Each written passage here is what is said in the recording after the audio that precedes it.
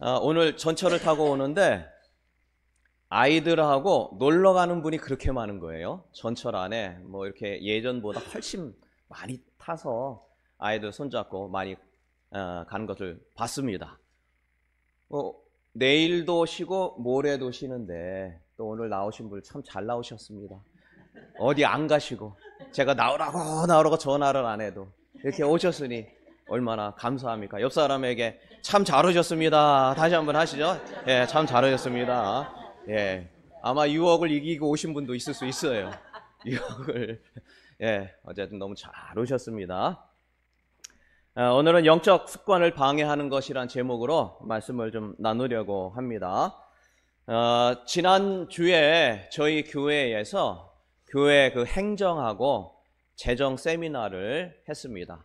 그래서 이제 여러 교회에서 오셔서 강의를 제가 했습니다.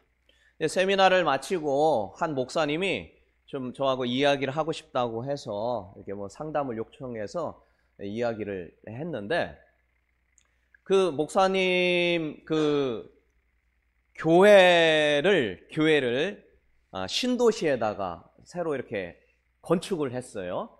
그런데 건축에서 이렇게 모두 다 교회를 쓰는 게 아니라 1층과 2층은 임대를 하고 3층, 4층, 5층, 5층 건물이었는데 3층, 4층, 5층은 교회 건물로 하고, 그래서 1, 2층은 일반 상가하고 비슷한데 4층부터 교회처럼 생긴 그런 교회였습니다. 근데 그 교회를 운영하다가 코로나도 지나고 또 이자도 뭐 상당히 오르게 되니까 교회 운영하는 게 많이 어려운 거죠. 교회 성도들이 한 8, 90명 이렇게 지금도 모인답니다. 8, 90명 모이는데 그 이자가 이게 너무 오르니까 이걸 감당하기가 힘든 거예요. 1층, 2층 임대를 준 것 같다가도 다 넣고도 모자라다는 거예요. 근데 교회 규모가 뭐 상당히 좀 커 보여요. 이렇게 지나가면서 보고. 그리고 신도시에 들어갔으니 또 얼마나 또 이게 많은 금액이 또 들어갔겠습니까? 근데 문제는 성도들의 헌금이 예전보다는 줄었다는 거예요. 근데 이자는 뭐 상당히 오르니까 이 감당해야 될 게 너무 힘이 든 거죠. 그래서 이 목사님의 사례비도 다 끊었다는 거예요. 한 푼도 못 받는데요. 그 어떻게 생활하십니까? 그랬더니 사모님이 직장 생활을 해서 생계를 유지한다. 8, 90명이면 그렇게 작은 것도 아니잖아요. 근데 그럴 수밖에 없는 환경에 취한 것이죠. 지금은 너무 힘들어서 목회도 잠깐 쉬고 있다는 거예요. 이게 참 얼굴을 보니까 그냥 너무 힘들다, 이게 딱 얼굴에 나타나요. 너무 참 안 돼 보이기도 하고 참 그렇습니다. 그래도 어쨌든 뭐 이러저러한 상황들을 이제 듣고 목사님에게 이제 제가 그렇게 이야기를 했죠. 목사님도 잘 알고 계실 텐데 성도의 헌금은 하나님이 주신 이유가 영혼 살리고 선교하고 구제하고 그 다음에 뭐 전도하고 또 목회자 사례비 주고 뭐 이런 데 쓰여야 되는데 이게 전혀 그것을 못 쓰고 다 어디로 들어가는 겁니까? 은행 배만 불리는 데 들어가는 거니까 이게 뭐가 잘못돼도 많이 잘못된 거니까 목사님이 큰 결심을 하시고 교회를 매각하시는 게 어떻겠습니까? 교회가 교회 역할을 못 하는데 그게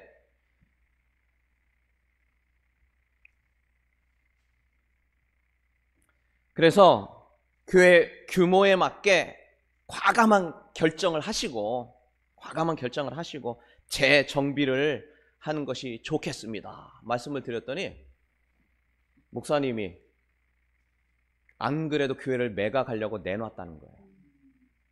근데 안 팔린대요. 그래서 뭐 여러저러 이유가 있겠지만 그 안 팔리는 이유가 아무래도 손해보지 않고, 그건 뭐 누구나 다 그러겠죠. 손해보고 누가 하고 싶겠어요. 그것도 교회인데. 손해보지 않고 교회를 매각하거나 아니면 좀 더 높은 가격에 내놨을 가능성이 아주 높을 것 같아요.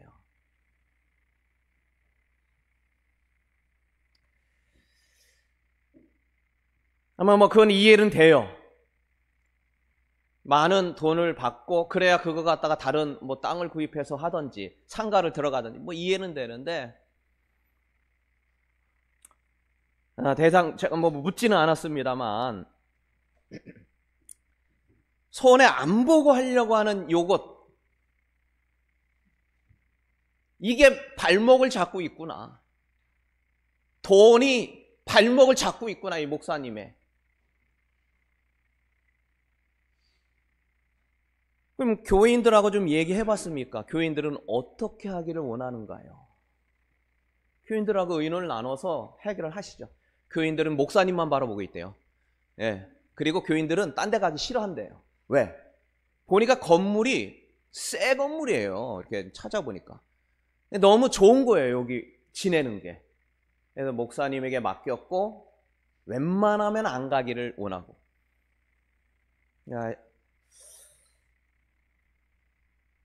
어쨌든 돈과 관련해서 뭐 큰 어려움을 그리고 고통을 당하고 있는 모습이 내내 참 안타까웠고, 그래서 위에서 기도하겠습니다 하고 정말 기도가 나왔어요. 오죽 힘드셨으면 목사님이 사역까지도 그 스트레스 때문에 아마 잠깐 쉬신 것 같고 사례도 못 받고, 사모님은 기도해야 될 때 직장생활, 뭐 직장생활이 나쁜 건 아니지만 해야 될 땐 해야 되겠습니다만 참 여러 가지로 많은 것들이 좀 얽히고 설켜 있는 그런 상황 가운데 있었고, 영적으로 너무 지쳐 보이셔요. 우리가 믿음 생활 열심히 하다가도, 열정을 갖고 하다가도 어느 순간에 그 모든 것들이 풍선의 바람에 빠지듯이 사가라. 이 목사님처럼 그냥 옴짝달싹 못하고 그냥 어떻게 할 바를 몰라 하는 경우가 있습니다. 때때로 큰 어려움과 고통을 당할 때가 있는 것이죠. 은혜 가운데 열심과 열정을, 하나님의 인도하심을 막 깨달아서 하다가도 그 모든 것들을 잃어버릴 때가 있는 것입니다. 힘겨운 삶을 지날 때가 있는 것이죠. 어떻게 해야 할지 몰라서 그 갈피를 못 잡고 휘청휘청할 때가 있는 것입니다. 지난주에 우리가 그 설교회 하면서 그 성경 인물들을 제가 언급을 했죠. 뭐 가인, 엘리 제사장, 삼손, 심지어 다윗까지도 다 하나님을 모르던 사람이 아니라 하나님을 다 섬기던 사람이고 한때 열정을 갖고 하던 사람들이에요, 다. 그런 어떤 하나님을 섬기던 믿음의 사람들이 믿음에 흔들거리면서 믿음과 동떨어지고 결국에는 하나님을 떠나게 되고, 자기뿐만 아니라 자기의 다음 세대까지도 하나님을 떠나게 되는 일이 생긴 것인데, 이거 왜 그러냐? 오늘 본문을 보니까 그 씨 뿌리는 비유가 나오죠. 우리가 많이 알고 있는 내용 중에 하나입니다. 예수님이 직접 한 그 비유죠. 예수님이 그 씨를 뿌린데, 우리가 농부가 이렇게 씨를 탁 뿌리면은 그게 어떤 원인 때문에 원래 농부의 의도는 어디에 뿌리려고 한 겁니까? 땅에다가 이렇게 간데다가 뿌리려고 원래 의도는 원래 그랬어요, 하나님은. 예수님의 한 비유가 그거죠. 원래 의도는 거기다 뿌렸는데 어떤 이유 때문에 이게 뭐 바람이 불던 아니면 뭐 어떻게 잘못되던 의도한 바는 다르게 어디로 간 거예요? 딱딱한 땅밭에 떨어졌고, 또 어떤 거는 어디에 떨어졌어요? 가시나무가 있는 곳에 떨어지고, 또 어떤 곳은 이게 여기 오늘 뭐 성경에 보니까 뭐라고 합니까? 뭐 이게 돌밭에 뭐 뿌려지고 뭐 이렇게 뿌려졌다, 그런 말씀을 하셨죠. 이 씨앗이 무엇이었습니까? 하나님의 말씀이었어요. 하나님의 말씀이 이렇게 각각 떨어지더라는 거예요. 그래서 결국 하나님이 의도한 대로 많은 열매를 맺지 못하게 되는 이런 것들을 이야기하시는 것이 이제 오늘의 본문이죠. 그 본문을 이야기하면서 예수님 말씀하시면서 방해하는 것과 그 다음에 가로막는 요소가 뭔지를 우리에게 분명하게 알려주셨습니다. 자, 마태복음 13장 19절 다시 한번 볼까요? 우리 읽었었는데 같이 읽습니다. 시작. 아무나 천국 말씀을 듣고 깨닫지 못할 때는 악한 자가 와서 그 마음에 뿌려진 것을 빼앗나니 이는 곧 길가에 뿌려진 것이다. 비유했는데 길가에 뿌려졌는데 이게 뭐가 와서요? 악한 자. 악한 자가 와서 그거를 어떻게 했어요? 확 가져가니까 이게 원래 이렇게 결실을 맺지 못하게 된 거다. 그러니까 그 원인이 뭐예요? 악한 자입니다. 근데 이 사람들은 지금 이 비유를 듣던 사람들은 다 주님의 말씀을 들으려고 온 사람들에게 한 거예요. 예. 어쨌든 이 악한 자는 뭐냐? 마가복음의 4장 15절에 보니까 뭐예요? 사탄이다. 사탄이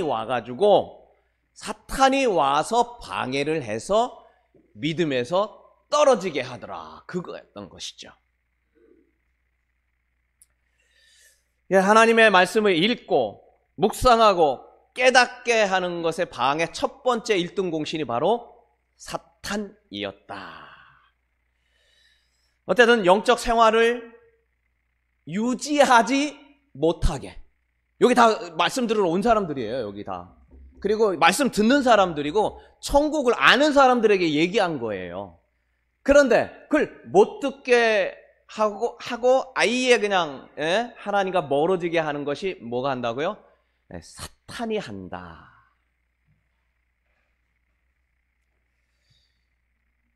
제가 좀 전에 아까 얘기했습니다. 가인, 엘리 제사장, 삼손, 심지어 믿음의 사람 다윗도 이 사탄의 계략에 말려들면 하나님으로부터 떠나게 되고, 하나님으로부터 떠나게 될 때 다행히 다윗은 어떻게 했어요? 돌아왔죠.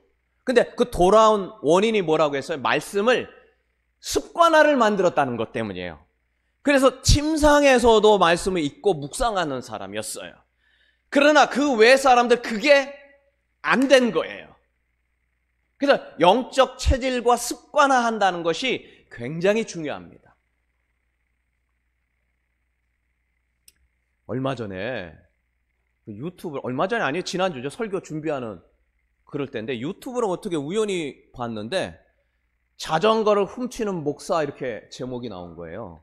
자전거, 이게 하도 가짜도 많고 그냥 뭐 이상한 것들이 많으니까 그래도 궁금하긴 하잖아요. 이게 뭐. 그래가지고 이렇게 봤더니 어떤 목사님이 한국에 맞긴 맞아요. 이제 한 CCTV가 잡혔는데 어떤 분이 자기 자전거 타고 가다가 그거 버려버리고 남의 자전거 타는데 이 남의 자전거가 엄청 비싼 거였던 거예요. 근데 그게 누군가 해가지고 경찰이 추적 조사해 보니까 목사님이 10년 목회하시던 목사님이었던 거예요. 그래가지고 그 주변을 이렇게 막 찾아보니까 자전거 30대를 또 교회 주변에다가 막 몰려놓은 게 다 이제 드러난 거죠. 그래서 그 취재하는 사람이 왜 그러신 거예요, 목사님이? 자기가 10년을 목회했는데 너무 힘들더라는 거예요. 성도는 안 오고 되는 건 없고 막 이게 스트레스로 막 오면서 그냥 이렇게 됐다는 거예요. 참 너무 안타까웠죠. 이건 뭐 목사님 아니라 뭐 다윗 같은 사람도 그럴 수 있는 거예요. 옆 사람과 인사합시다. 우리는 끝까지 다른 거 하지 마시다. 옆에 시작. 우리는 끝까지 다른 거 하지 마시다. 사탄의 계략에 넘어가지 말기를 바랍니다. 여러분, 누구나 그럴 수 있어요. 그러나 그 다음을 어떻게 하느냐가 더 중요한 것이라는 것 꼭 기억하시기 바랍니다. 이 사탄이 계략을 피면은요, 어떻게 이게 꼼짝하기가 참 어려워요. 제가 마태복음 10장 묵상하면서 제가 이게 뭐 한두 번 읽은 게 아닌 건데 이게 참 그때그때마다 주시는 이게 은혜가 있어요. 우리 설교 준비하면서 이게 또 너무 와닿는 거예요. 마태복음 10장 1절에 보면 제가 이제 제자들 약했던 모습들 많이 얘기했는데 사실은 원래 그러지 않았다는 거를 다시 느낀 거예요. 자, 10장 1절 같이 한번 읽어보죠. 예수께서 시작. 예수께서 그의 12 제자를 부르사 더러운 귀신을 쫓아내며 모든 병과 모든 약한 것을 고치는 권능을 주시니라. 12제자를 부르고 사역을 하기 전에 뭐를 줬어요? 능력을 줬어요. 무슨 능력? 귀신을 쫓아내는 능력을 주고 약한 자, 병든 자, 예수의 이름으로 고치는 능력을 먼저 주고 시작했다는 거예요. 저는 나중에 이렇게 하다가 이렇게 되고 약해가지고 약해 빠졌네 이런 쪽이 사실은 좀 많았는데 전혀 반대였어요. 예수님을 다 부르고 그들에게 능력을 먼저 주셨어요. 여러분, 귀신 쫓아낸다는 게 얼마나 어렵습니까? 여러분, 귀신 쫓아내 본 적 있나요? 어릴 때 보면 그런 거 잘 몰랐는데 어쨌든 사역을 이제 전도사로 사역하면서 한 교회에 이제 전도사로 이제 파트 전도사로 사역하는데 그 교회에 한 어떤 자매님이 이제 귀신이 들렸던 거예요. 그래가지고 목사님 사모님 그냥 밤새도록 기도하는데 귀신이 안 쫓아가가지고 힘들었다. 그래가지고 기도하고 또 기도하고 막 그랬다. 그 이야기를 들은 거죠. 제가 그 자리는 없었고. 근데 제가 부목사 생활하면 보니까 실제로 그런 게 있는 거예요. 지난번에 한번 제가 얘기했던 것 같죠? 한 자매가 귀신이 들려가지고 그래서 근데 저는 오라고 했는데 제가 무서워가지고 저 담임 목사님하고 같이 간 거예요. 너 이거 잘못했지 얘기할까봐 제가 혼자는 도저히 못 가게 해가지고 목사님 같이 갔어요. 목사님이 기도하고 찬송하고 하니까 이 자매가 왁왁 그러더니 귀신 한 마리 나갔대요. 근데 여기가 오싹한 거예요. 이야, 너무 겁이 나는 거예요. 성경에도 그거 나오잖아요. 귀신이 들려가지고 무덤 사이로 왔다 갔다 하다가 쇠사슬을 끊고 갖고 도저히 제어를 못한다. 그런 거 나오잖아요. 그렇게 할까봐, 당할까봐, 그냥 예배드리다 당할까봐 엄청 무서웠는데 다행히 그러진 않았어요. 어쨌든 우리 귀신을 쫓아내는 게 참 어렵죠. 여러분 검은 수녀들이라는 그 영화에 나오는데 그 영화에 보면 그 귀신 쫓아내는 어떤 소년, 남자아이, 어린 아이가 있는데 귀신이 한 마리 들어간 거예요. 근데 이걸 쫓아내기 위해서 그 수녀였던 송혜교하고 그 같이 이렇게 있는 무당들하고 연합작전을 펴가지고 귀신 쫓아내는 그런 내용이에요. 예. 근데 이게 귀신이 얼마나 센 귀신인지 그냥 거기 있는 사람들 그냥 해코지하고 진짜 그 성경 말씀대로 다 뜯어내고 이런 그런 내용이었는데, 그런데 거기에다 예수의 이름 명하노니 악한 사탄아 물러가라. 거기 그 영화에도 그게 나와요. 그 송혜교가 이 더러운 귀신아 나가라 그런데 얘가 와 이러는 그런 장면이나 절대 안 나가요. 힘이 세지고 그런데 제자들이 그런 거를 체험을 했다는 거예요. 예수의 이름으로 명하노니 사탄아 물러가라. 귀신이 물러가는 거예요. 예수님처럼. 얼마나 신났을까요? 나중에 70명에게도 그러한 일을 같이 주셨어요. 70명의 전도대에게 돌아가지고 주님의 이름으로 명하니까 귀신도 벌벌 떠나이다 이런 간증을 하는 것들이 성경에 소개되어 있습니다. 예수님처럼 그 능력이 나타나는 거예요. 약한 자들 기도하니까 벌떡벌떡 일어나는 거죠. 그런데 제가 이렇게 능력을 줬는데 어쩌다 잃어버렸냐. 오늘 그 얘기하면 너무 길어지니까요. 다음에 하도록 하고요. 어쨌든 그 중에 제가 이제 눈이 띈 게 누구냐면 가롯 유다. 가롯 유다는 뭐예요? 예수님을 배반한 사람. 그리고 예수님을 돈을 받고 판 사람. 하나님이냐 재물이냐. 하나님을 섬기지 않고 재물이 우선시된 사람이 대표가 바로 가롯 유다. 그리고 그거를 못 이겨 자살한 사람. 그런데 이 자살했던 이 사람도 처음에는 어땠던 사람이에요? 예수의 이름으로 귀신을 쫓던 사람이에요. 능력을 해가던 사람이라는 거예요. 거기서 이게 띵 맞으면서 이 사람에게도 이러한 능력이 있었다라는 사실이 놀라운 거예요. 나 처음부터 가롯 유다는 별로 그냥 있으나 마나한 존재로 큰 영향력이 없는 사람일 거라 생각을 여태 해왔는데 그렇지 않았다라는 게 놀라웠다는 것이죠.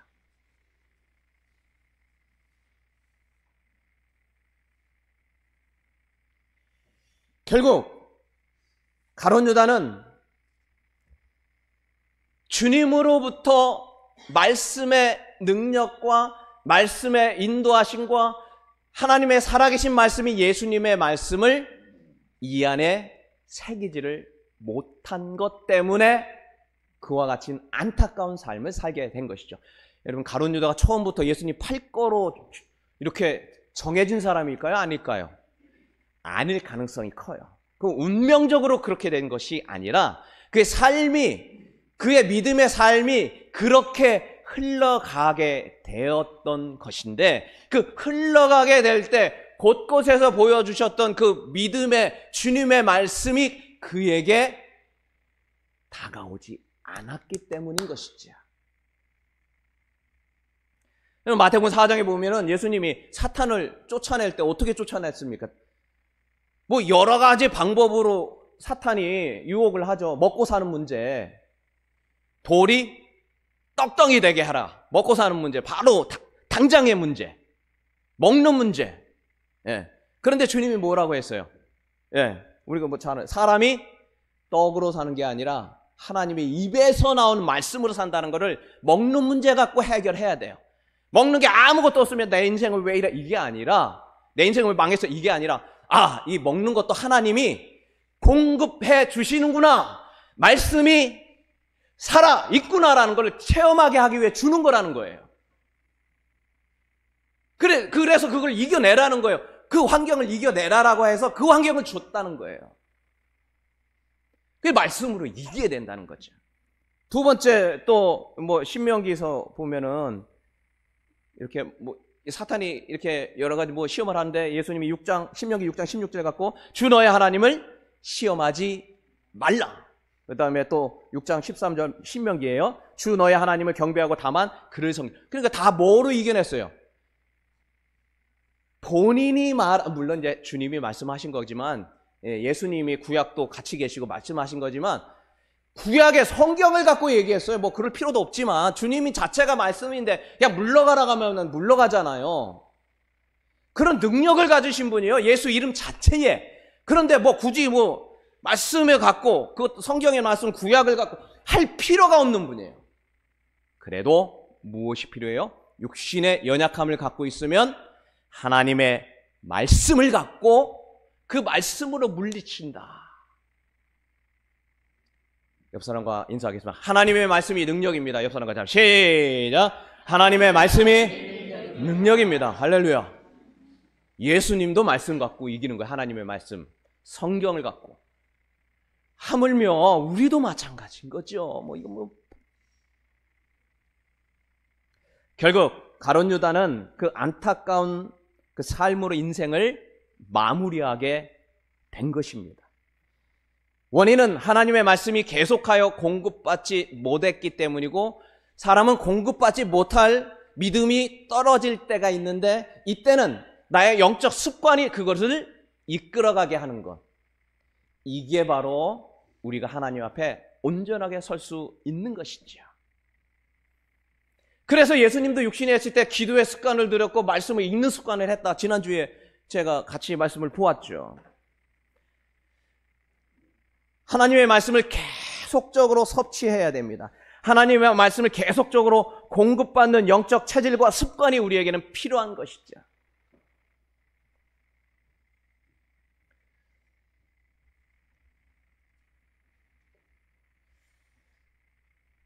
그래서 이제 우리가 다 함께, 이게 혼자 제가 여러분 이렇게 설교했다고 그래서 그래 오늘부터 성경 읽어야지 뭐 이렇게 되면 너무 좋은데, 이게 잘 안 돼요.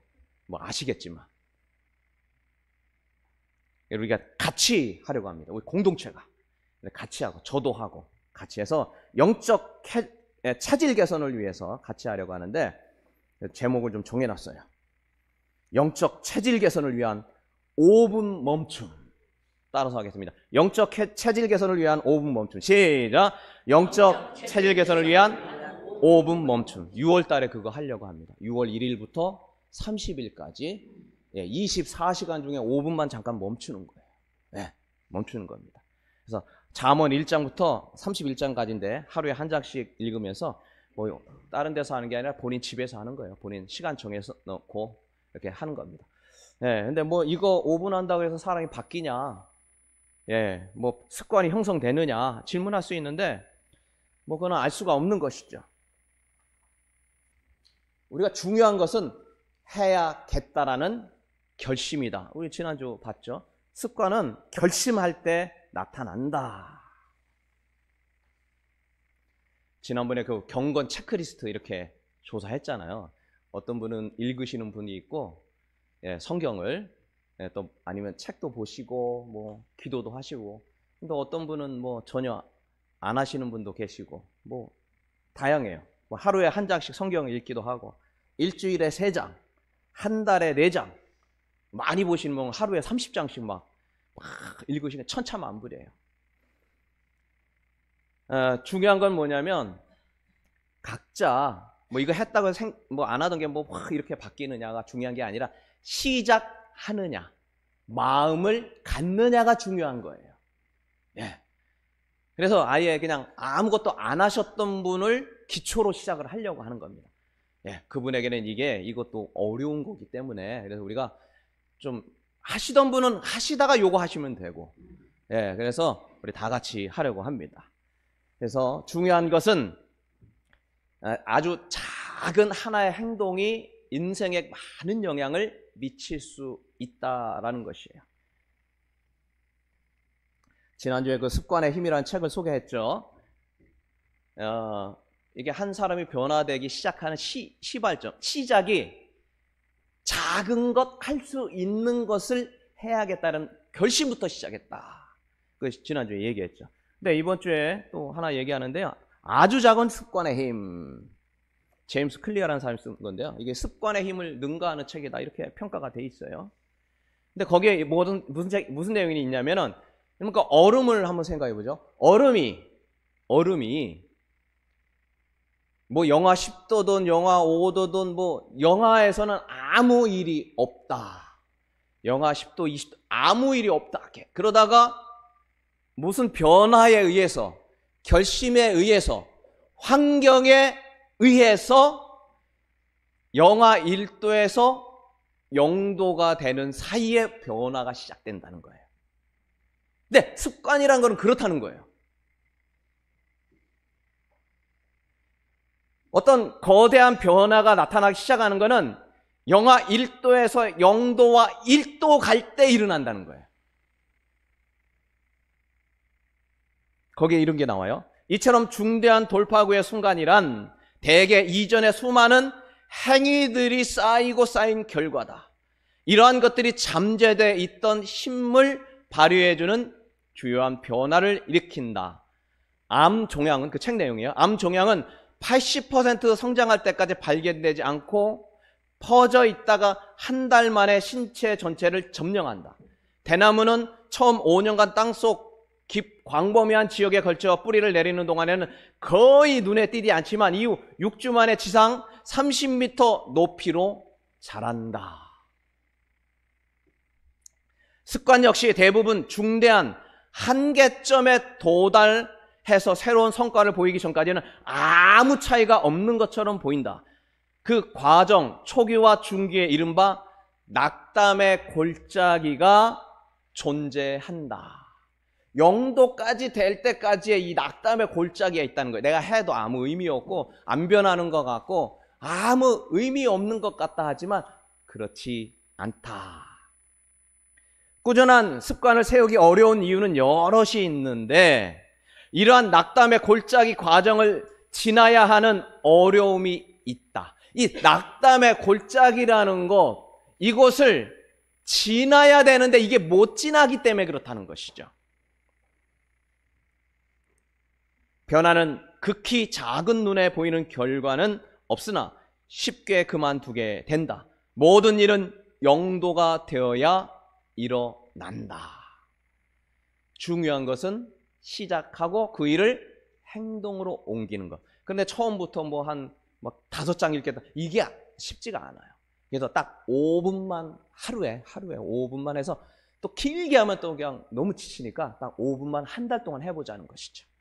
예. 그래서 이 작은 것, 아무것도 아닌 것 같고 변화도 없는 것 같은 이 대나무 밑에 뿌리를 만드는 작업, 이 작업을 하자.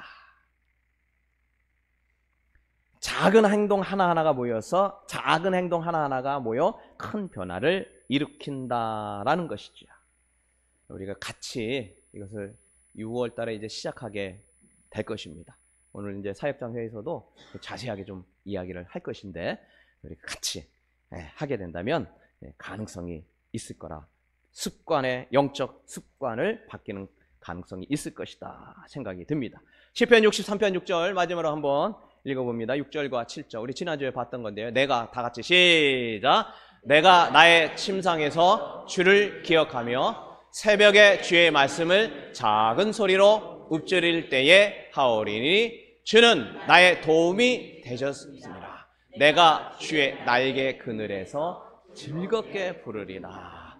내 침상은 맨날 자고 일어나고 뭐 생활하던 곳에서 주님을 기억했다.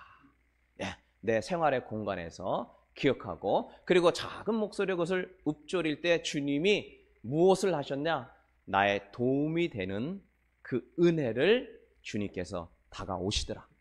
중요한 거는 결심입니다. 결심하는 자에게 하나님께서 이와 같은 도움을 주고 날개 아래 즐거움과 날개 아래 살아가는 그 은혜를 체험하게 된다는 것이죠. 여러분, 옆 사람과 한번 인사하겠습니다. 작은 것 하나부터 바꿉시다. 자, 준비. 옆 사람과 작은 것 하나부터 바꿉시다. 준비. 시작.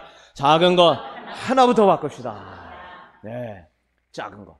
이게 뭐 해서 될까 하는 그것부터 하자는 것이죠. 그래서 5월 달에 기도하는 주간입니다. 이 기도하고 준비하고, 그래서 6월 1일부터 30일까지 성경 한 장 읽고 또 기도 제목을 이렇게 드릴 거예요. 그럼 같이 읽고 하면 5분밖에 안 걸려요. 그 5분에 같이 묵상하면서 주님 앞에 변화돼요. 이 작은 결심과 아주 작은 행동이 우리의 삶을 변화시키는 은혜가 임하기를 주의 이름으로 축원합니다. 반주 한번 해.